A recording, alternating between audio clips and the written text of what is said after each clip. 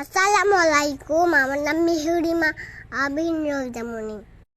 দাদা বাড়ির পিছনে, আমার ঘরের পিছনে ছিল একটা বড় আব্বু সহ মেলা ফলের গাছ লাগাই, কামরাঙ্গা, মালটা, লটকন, পেয়ারা, একটা বকুল ফুল,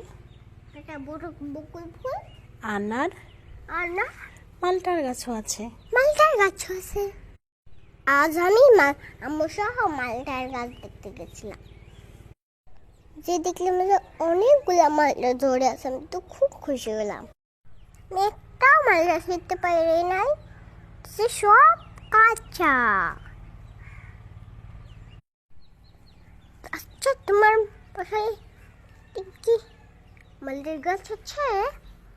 তোমরা থাকলে, আমার ফলের গাছ থাকলে আমাকে জানিও তো। সবাই আমার জন্য দোয়া করবেন। আল্লাহ হাফেজ।